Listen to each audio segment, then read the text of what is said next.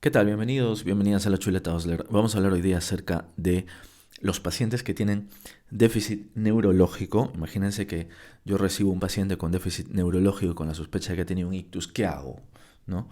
¿Cuál es el tratamiento de un paciente con un ictus isquémico? Y clásicamente lo que hacemos es, dependiendo de ciertas condiciones, eh, ya que estamos hablando de una arteria cerebral o cerebelosa que se ha ocluido, es administrar fibrinolíticos para deshacer el coágulo, reperfundir el tejido y aquello que es salvable se salve y conseguir que el paciente al menos recupere algo, se recupere de los síntomas y que recupere la funcionalidad que podría haber perdido, ¿no? Entonces, para esto tenemos lo que llamamos criterios de inclusión, o sea, los pacientes que cumplen con las características para poder recibir la fibrinolisis. Estamos hablando de activador del plasminógeno tisular recombinante, ¿no? El asunto es que muchas veces la evidencia nos dice que no todo el mundo se recupera y luego lo que es peor es que hay una exposición a un riesgo de sangrado y ese riesgo de sangrado a veces es mayor que el beneficio que va a recibir el paciente con la administración, ¿no? La exposición al riesgo es mayor que el beneficio que va a tener el paciente. Entonces es muy complicado. Eso se ve tanto en infarto de miocardio como en tromboembolia pulmonar y ahora también en ictus. Pero está tan estandarizado el uso del alteplasa que pues los hospitales tienen un código ictus, ¿no? Los pacientes que vienen con ictus isquémicos y cumplen ciertas condiciones, mientras no tengan criterios de exclusión, pues van a recibir este tratamiento. Entonces, no voy a ahondar, aunque tengo muchísimas ganas de hablar acerca de la evidencia y de lo problemático que a veces es la evidencia de utilizar fibrinolisis en el ictus isquémico, pero vamos a centrarnos en los criterios de inclusión, que es muy sencillo, ¿no? O sea, ¿quién puede recibir fibrinolisis? Nosotros tenemos un paciente que llega con déficit, con hemiparesia, una hemicara, un síndrome cruzado, viene con apraxia de la marcha, junto con mutismo, abulia, con afasia, ¿no? Con síntomas neurológicos, con la desviación de la mirada, con una hemianopsia, ¿no? Tenemos un paciente con un claro déficit neurológico y acuérdense que pues tenemos eh, ictus que son isquémicos, ¿no? Que son más progresivos, fluctuantes hasta que se establecen, ictus hemorrágicos, que suelen ser más espectaculares y con más riesgo vital, ¿no? Pacientes que tienen antes un dolor de cabeza, pacientes que tienen síntomas muy abruptos con pérdida de conciencia y crisis convulsiva, etcétera, ¿no? Entonces, estos pacientes apenas llegar pasan a la tomografía computada. Y es en ese trayecto, desde que llegan hasta van a la tomografía, es en ese trayecto donde se decide esta persona es candidata para, posible candidato para una reperfusión con fibrinolisis. Y es ahí donde se establece una sospecha clínica si es que la persona lo que tiene es un ictus isquémico o hemorrágico. Primero, inclusión. Vamos a hablar de inclusión y luego hablaremos de la exclusión. Los que cumplen con que sean mayores de 18 años. El tiempo es muy importante aquí. El inicio de los síntomas tiene que haber sido 3 horas antes del contacto médico. Podemos alargarlo hasta 4.5. Entre las 3 horas y las 4.5 horas tendrán que cumplir otros criterios que lo veremos más adelante, pero vamos, si la persona está clarísimo que se puede beneficiar, podemos esperar hasta 4.5 horas, ¿no? Si es el ictus de la noche, el paciente viene sin saber, no sabemos cuándo empezaron los síntomas, pues se considera la última vez que alguien le vio sano. Y muchas veces se escapan de las 4.5 horas, ¿no? El paciente que tiene el ictus por la noche probablemente estuvo 5, 6, 7 horas con síntomas y ya la penumbra isquémica se ha convertido en tejido insalvable, ¿no? Cerebral, entonces no hay beneficio.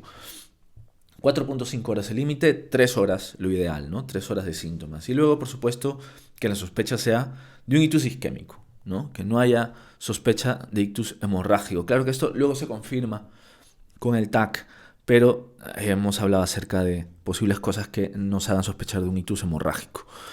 Pero luego vamos a ver con los criterios de exclusión, o sea, qué es lo que la persona tiene que tener en antecedentes, en la clínica, como datos analíticos, que van a hacer que el riesgo de recibir fibrinolisis sea mayor. Y esto creo que es lo más complicado recordar. Y también puede ser, si bien es cierto, el paciente puede tener algunos de estos criterios, todo el contexto de vida, de circunstancias de vida, el contexto clínico del paciente y el juicio clínico, puede hacer que, pues, a pesar de que hayan algunos criterios de exclusión, se considere y se decida que la fibrinolisis va a tener un beneficio.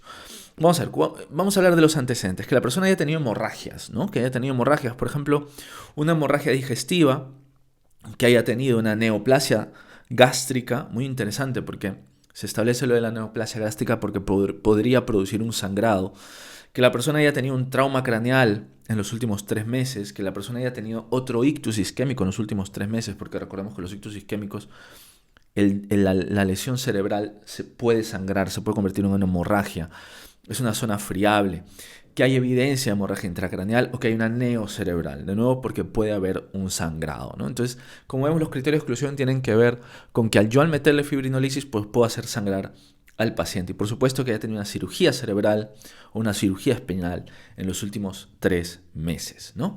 Hemorragia digestiva en los últimos 20 días, neodigestiva, que haya tenido un ictus en los últimos 3 meses, que haya tenido un trauma craneal en los últimos 3 meses, que hay evidencia de sangrado intracraneal, que hay una neoplasia cerebral o una cirugía intracerebral o espinal en los últimos 3 meses, ¿no? Esto es como los antecedentes. Pero, por ejemplo, si nos encontramos en la clínica que el paciente tiene evidencia clínica de que lo que tiene es un sangrado, y acuérdense que no todos los sangrados cerebrales son por un aneurisma que se ha roto en una arteria intracerebral, sino que puede ser una arteria en la periferia y lo que se genera es una hemorragia subaracnoidea, y por eso el paciente ha perdido la conciencia, ¿no? La hemorragia subaracnoidea que viene con dolor de cabeza previo, que viene con pérdida de conciencia y crisis convulsivas, son clínicas muy brutales, muy abruptas. Si yo tengo una sospecha que esto es una hemorragia subaracnoidea con rigidez nucal y tal, pues cero fibrinolisis, ¿no? Cero beneficio. Y luego las crisis hipertensivas mantenidas. Yo diría a este punto, recordar que el paciente puede venir con síntomas de ictus o con una historia de haber tenido un ictus o un déficit neurológico que se establece en poco tiempo, pero que además tenga síntomas de o signos clínicos de hipertensión intracraneana, ¿no? Que el paciente, por ejemplo, tenga una hipertensión brutal, ¿no? Una crisis hipertensiva que es muy difícil de controlar con una bradicardia, ¿no? Que estamos hablando de Cushing. Con déficit neurológico, por ejemplo, pues tríada de Cushing, ¿no? Y entonces exploro fondo de ojo y veo que las papilas están hinchadas. Es una hipertensión intracraneana. Tan rápido un ictus isquémico no lo genera. Probablemente el paciente haya sangrado y lo que tiene es una hipertensión intracraneana porque lo que está ocupando el espacio es sangre, ¿no? Entonces, repito, que haya signos de hipertensión intracraneana me habla más de que puede ser algo hemorrágico, ¿no? Entonces, crisis hipertensiva, sospecha de hemorragia subaracnoidea y muy interesante, se ha establecido que uno de los criterios de exclusión es que, ok, el paciente tiene síntomas neurológicos, déficit neurológico, pero además es que sospecho de que todo ha sido por una disección aórtica. Vemos que la disección aórtica genera un hematoma y a veces el hematoma produce oclusión de las arterias, de las ramas de la aorta, o incluso se puede soltar, en un caso extremo se puede soltar algún pedazo de un trombo, de un hematoma dentro del vaso y se hace un émbolo y se enclava arriba, ¿no? Si el paciente viene con un clínica de ictus y te cuentan que ha tenido dolor tóraco-abdominal abrupto y que le duelen los brazos y no hay pulsos periféricos, pues a lo mejor lo que ha tenido es una disección aórtica. Cero fibrinolisis, obviamente, porque si no el paciente no va a dejar de sangrar. Luego 2 cositas, muy importante, la sospecha de endocarditis. La endocarditis puede generar émbolos sépticos que van también al cerebro. El paciente lo que tiene es un rash con fiebre y tiene un soplo nuevo, un soplo que ha empeorado, y además hago una eco y veo que hay una vegetación y tiene síntomas neurológicos, pues a lo mejor es una endocarditis también, cero fibrinolisis. Y lo último, pues que el paciente tenga una hemorragia activa, obviamente, o que el paciente tenga alguna condición que lo haga propenso a sangrar. Si el paciente tiene una hemofilia, por ejemplo, una diátesis hemorrágica o evidencia de un sangrado activo, cero fibrinolisis. Esto parece muy lógico y siempre tenerlo en cuenta, no nos olvidemos. Ahora, el paciente va al TAC craneal y claro, si va al TAC craneal y vemos que hay hemorragias, cero fibrinolisis. Y ojo con lo que voy a decir porque esto no tiene nada que ver con sangrar, tiene que ver con que el tejido sea salvable. O sea, si el área hipodensa, si yo veo un área hipodensa extensa en el TAC, probablemente ese tejido ya no sea salvable, ¿no? Acordémonos que en un ictus isquémico hiperagudo no hay cambios en el TAC inicialmente, ¿no? En un TAC craneal para fibrinolisis, para código ictus, el éxito está en encontrar la arteria, entonces se hace con contraste, ¿no? No estoy buscando la hipodensidad porque probablemente no la vea, pero si yo ya veo la hipodensidad es porque ya se estableció ese tejido que se está inflamando y si es muy extenso, pues da igual si yo le pongo el beneficio a obtener por la fibrinolisis, probablemente solamente lo exponga al riesgo de sangrado. Y lo otro ya son cosas analíticas, como por ejemplo, pues que tenga plaquetopenia, que el paciente esté con anticoagulantes, que tenga el INR muy alto, que tenga los tiempos de coagulación, el tiempo de protrombina, el TTP, muy prolongado, ¿no? Una ATP de más de 15, una TTP de más de 40 segundos, el INR por encima de 1,7, por la razón que sea, porque tiene hepatopatía o porque está tomando anticoagulantes, el anticoagulante que esté tomando heparina bajo peso molecular, que esté tomando inhibidores del acenocumarol o inhibidores directos, ¿no? De anticoagulantes directos, ¿no? Esos son los criterios de inclusión. Digamos que si el paciente cumple esto, seguro, lo que está en azul, ¿no? Seguro que muy probablemente este paciente no va a ir a fibrinolisis. Pero existen algunas cosas que hay que tener en cuenta que son advertencias, ¿no? Entonces ya hay contexto clínico aquí, ¿no? Donde tenemos que pensar en el riesgo-beneficio. No van a ser criterios de exclusión propiamente dicho, pero cosas que tendremos que tener en cuenta. Por ejemplo, si el paciente llega con clínica de déficit neurológico y en su estadía en urgencias empieza a mejorar, si empieza a mejorar, entonces podríamos considerar ya no hacerla, porque el beneficio va a ser menor, salvo que hayan cosas que el paciente conserva, déficits que el paciente conserva a pesar de la mejoría, que hacen que el paciente se convierta en una persona menos funcional que le cause discapacidad. O sea, vamos a poner un ejemplo. El paciente llega con una hemiparesia, una hemiplegia, y el paciente empieza a recuperar la fuerza. Ha pasado de un 2,4, 2,5 a un 4,5 en brazo y pierna, pero persiste una hemianopsia, pero persiste o vamos a pensar que recupera un brazo, pero la pierna no se recupera, ¿no? 2,5 en la pierna. Y tiene una hemianopsia, ¿no? Entonces el paciente claramente, a pesar de su mejoría, va a tener discapacidad. Entonces a lo mejor podríamos considerar que a pesar de la mejoría vaya a ir a fibrinolisis. Por eso con esto me refiero a lo de valorar riesgo-beneficio. Otra cosa sería, por ejemplo, que el paciente haya tenido una caída con un traumatismo grave, una policontusión en los últimos 15 días o una cirugía en los últimos 15 días.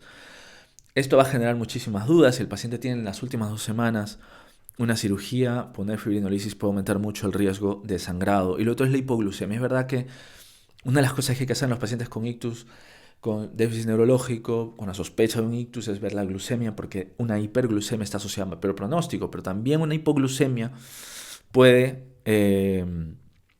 generar peor pronóstico neurológico, ¿no? El paciente que venga expuesto a una hipoglucemia. Así que eso tenerlo muy en cuenta cuando hagamos signos vitales, ver la glucemia. También, otra de las cosas muy importantes es que el paciente haya tenido historia, no reciente, no en los últimos 3 meses, pero que, por ejemplo, a lo largo de su vida haya tenido una úlcera gástrica con hemorragia digestiva o hemorragia un sangrado genitourinario, ¿no? Un paciente, por ejemplo, prostático que hace 2 meses tuvo una retención aguda con una hemorragia genitourinaria que fue difícil controlar, pero bueno, ahora está bien, ¿no? Es tener en cuenta esa historia porque podría desencadenarse otra vez. Riesgo-beneficio. ¿Qué tanto beneficio va a recibir el paciente por la administración de la fibrinolisis frente al riesgo de que vuelva a sangrar? Y lo otro, esto es muy interesante, hablan de crisis convulsiva al inicio de los síntomas con déficit postictal. Y no estoy muy seguro porque esto se considera una advertencia, ¿no? Porque siempre que el paciente te dicen que ha tenido síntomas con una crisis convulsiva, lo que hay que ver es que el déficit neurológico no sea por la crisis convulsiva, ¿no? Acordémonos que después de una crisis hay déficit postictal. El paciente puede tener una hemiparesia después de despertar de una crisis convulsiva. Entonces, analizar los antecedentes, ver que el paciente no sea epiléptico, que no haya tenido historia de epilepsia y que ya no está tomando medicación. Analicen bien mucha atención al TAC craneal, tenerlo muy en claro antes de tomar la decisión, que no haya ninguna lesión ocupante de espacio que esté generando la crisis convulsiva, ver la analítica que no haya generado la crisis convulsiva, etcétera, etcétera, etcétera, ¿no? Entonces, acordémonos siempre que después de una crisis convulsiva puede haber déficit neurológico y lo que haya es un ictus mímic, ¿no? Que haya que esto parezca un ictus y lo que es un déficit neurológico por una crisis convulsiva que ha sido por otra cosa. Es muy importante que el paciente tenga un aneurisma. Si el paciente tiene un aneurisma muy grande de 10 milímetros, tener en cuenta que es muy peligroso. Si pongo fibrinolisis cuidado me vaya a sangrar ese aneurisma. O si tiene una malformación arteriovenosa intracerebral, también muchísimo cuidado. En el embarazo, sobre todo en la tercera semana, y que tenga la mujer alguna posibilidad o riesgo de que tenga un sangrado uterino que no se pueda detener después, ¿no? Cosas que tengan que ver con el embarazo, el peligro de una hemorragia uterina difícil de controlar.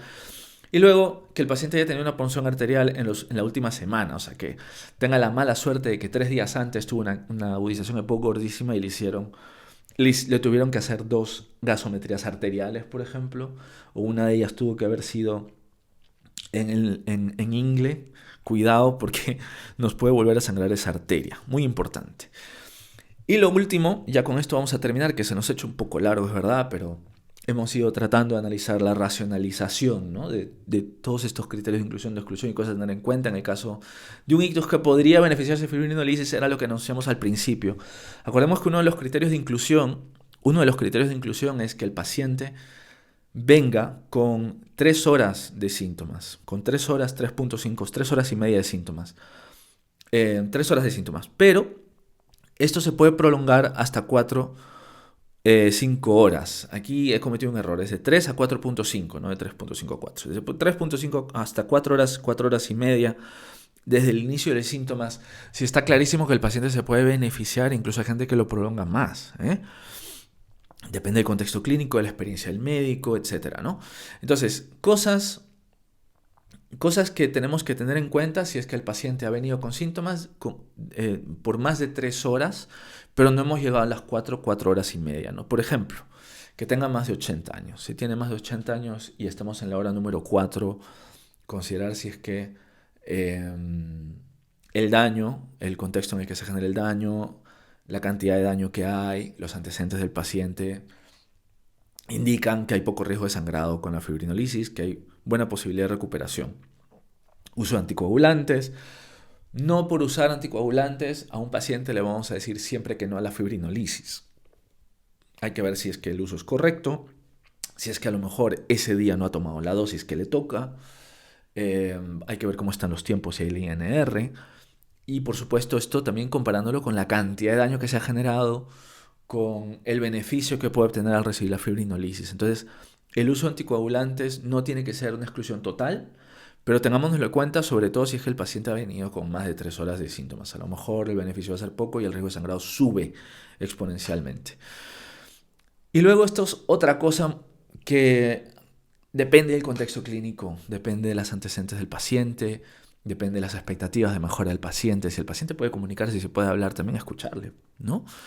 Que el ictus sea grave, que el área dañada sea tan extensa que produzca un NIS, ¿no? La escala del National Institute of Health del Reino Unido, la escala, el puntaje del déficit sea altísimo, por encima de 25, pero esto no significa que porque alguien tenga 26, o sea, si una persona tiene una hemiparesia, una hemiplegia, se ha quedado fásico, se ha quedado con la desviación de la mirada, el paciente se puede comunicar y nos dice que quiere recuperarse y no tiene ningún riesgo de sangrado, es una persona previamente sana por lo que sea, ¿no? Si es que puede haber una discusión, o sea, no significa que porque alguien tiene 25 automáticamente le vamos a negar la fibrinolisis, pero evidentemente la decisión se hace más difícil, más compleja. O sea, estas cosas lo que hacen es complicar más la decisión. Y lo último es que tenga un ictus en el contexto de diabetes 2. ¿Cuál es la racionalización de esto? Pues que la diabetes 2, la diabetes mellitus 1 o 2, pues sobre todo los pacientes que viven en un contexto de tener diabetes 2 de larga evolución, pues tienen daño arterial, microvascular, macrovascular, tienen placas más ateromatosas. Es verdad que esos ictus pues igual tienen mucho riesgo de tener otro evento vascular, sea cardiovascular, cerebrovascular, en el futuro. Entonces, el beneficio a obtener incluso a largo plazo puede ser mucho menor frente al riesgo de sangrado. Si un paciente viene con un ictus y diabetes 2, más de 3 horas, en la hora 4, en la hora 4 y media, pues tiene que quedar muy claro que no solamente el beneficio va a ser limitado, sino que existe el riesgo de que pueda ocurrir otra vez. Y en ese contexto, en esa dificultad, hay que tomar la decisión. Bueno, vamos a dejarlo ahí. Espero que haya sido de su ayuda.